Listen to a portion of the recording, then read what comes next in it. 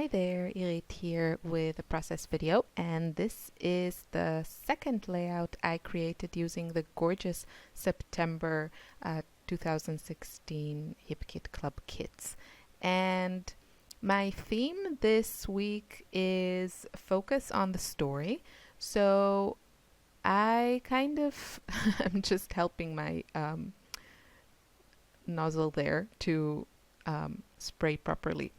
So I kind of decided to go with, I'm just talking about some changes that I'm seeing in my daughter as she grows up, and she's 7 now.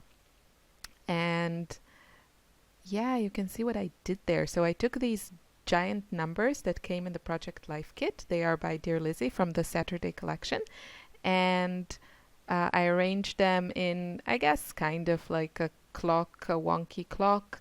But, you know, I don't have all the numbers of the clock, and I have the ampersands there. So I was just going for this idea of, you know, time moving. And I picked a spray from my stash that coordinates with the colors in the kit, and it's called Pop Art Pink. It's a shimmery spray by Shimmers, and it's a really beautiful warm pink. And I'm adding splatters. What I have there is a bit of a fail attempt that I mixed some of the Anchors Away Shimmers paint that we got in the color kit with some white acrylic ink. And I tried to mist it. That was my original idea because it makes this really lovely light blue color. But the thing was that the paint itself is quite thick, and I think it just clogged the nozzle. I could probably have added some water, but I was just like losing my patience. So it did work for the splatters, but it wasn't thin enough to spray. So those are the splatters that I added.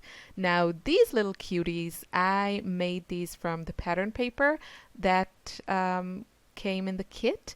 And basically what I did, I just cut, there was this one pattern paper from Maggie Holmes' Gather collection that has all these little frames. And those are my little houses. And that scalloped is another pattern paper from Maggie Holmes that I just cut into a little scallop. If you have a punch, that would work great. I just don't have a simple scallop punch, and I kind of like the wonky look of it. You could also cut such scallops in your die cutting machine. I think the free cut files had some sort of scallop cut file in the last month. I'm pretty sure that Ashley designed a set that had that. So you could do that also if you don't want to cut it with scissors. And yeah, I just cut some triangles, and those are the roofs of my little houses. And I'm using this circle cutter that I got in a local shop, actually. I have no idea who makes it or how it's called, but it cuts big circles. And, you know, of course, you could also just take a plate and use it as your template. But I have this handy tool, and it's pretty fast and easy. And just another word about those cute houses. They were inspired by the chipboard sheet from the Crate Paper Cute Girl collection that came in the embellishment kit. And there are these little houses there, and I'm not going to use the chipboard houses on my layout just because, I don't know, they don't work with my design and kind of the softer look I have here. But they were the inspiration for these paper pieced houses. So I'm playing around. What do I want to use as background? I thought about the pink cardstock, and I do like how this paper looks that you see just peeking, and I will add a little strip of it later. But I decided to go with white. I'm actually going to use that other sheet of cardstock that if you go back to the beginning of the video, I kind of use another sheet of cardstock to soak up the remaining mist from my wood veneer. Now you have to do this kind of fast because wood veneer is very absorbent and it just sucks in the mist. But if you're fast enough and if you sprayed enough mist, you will get this gorgeous kind of watercolor stamped effect. It's just gorgeous. I'm kind of sorry that the numbers are, facing the other direction because that's how I used it. Just go back to the beginning of the video. I don't have the words to explain it.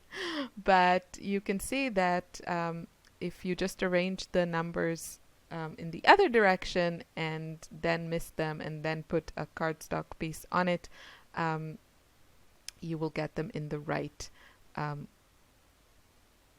direction.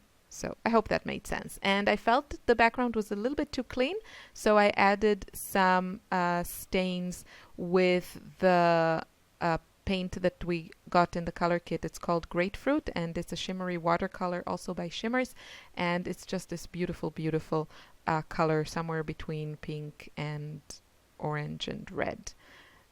So I sewed around, added some embellishments, and sewed the houses. And this is basically my layout. Now I will just add a few more embellishments, my photo, journaling, title, that sort of thing. But the main design elements are in place.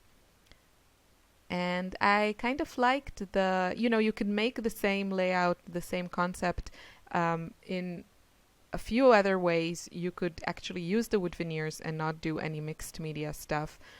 You can use pattern paper. You can make the circle perfect in the middle and use it like that. But I like this whimsical, wonky look. That's one of my favorite things about the design here. So that's how I went with it. But if your style is different, you can totally customize this basic design to fit your style. And I'm just preserving that remaining pattern paper, and I'm just going to go, of course, with my sewing machine around the edge. I just wanted to add that strip of pattern paper for some added detail. And now I'm just adding some layers behind my photo. I want to repeat the patterns from the houses. Again, repetition, it's one of those design principles that I always use in my layouts. It just makes the design cohesive and makes the whole thing work. So I'm just thinking what I want to add around my photo to make it, just adding more details, but to make my design cohesive. And what I'm adding behind my photo is some flowers that I fussy cut from one of the pattern papers. Again, Maggie Holmes, gorgeous, gorgeous pattern papers. And yeah, the photo is of my eldest daughter and me. And, she has this kind of not the most happy face. And I'm just journaling about how she's growing and developing, and they start to have their own world, and it's just she's not a baby anymore. And while I appreciate that this is the natural way, this is the way life is, and this is how kids grow, it's still not easy. So journaling. Luckily, the background of behind us in the photo was very, it was actually light yellow. I photoshopped it and turned it into black and white. But so then I could write on my background because it's very light. And I used this pen that I have that says you can write on anything with it. And it did go rather nicely on my photo, but it never dried and kept on smearing. So at the beginning I thought, okay, when I saw it was smearing, I was like, okay, I'll just live with that. But then it just became too messy, and I decided to print again my photo. But this time, before I printed it, I added my journaling in Photoshop right on my photo, and I love that. It looks great. And yeah, I could, write without worrying about making mistakes and spacing and all that. It was really easy. My title is The Times They Are a Changin', and it's a Bob Dylan song. Now, the song is quite more serious and, talks about bigger stuff than simply growing up. And I don't mean to belittle that. It's not easy growing up. You couldn't pay me to go back in time to anything before 20, I think. Well, maybe 18. But, 20. I'm going to go with 20. But, yeah, I just had that title stuck in my mind. So finishing touches, I'm adding some of the embellishment from the kits, those gorgeous chipboard hearts from Indigo Hills by Pink Fresh Studio. These are fantastic, beautiful, beautiful embellishment. And I'm just trying to add them in 3 places. At the bottom of my photo, I added the gorgeous Maggie Holmes bow. It's just perfect. I wish I could make a few more of these. I can probably make a few more of these, so I should look into that. I'm sure you can find a bow template online and, download it and cut your papers and make your own bows. But yeah, this one is gorgeous. And yeah, just looking around if I can find some more chipboard to go with it. And I will end up using this floral piece.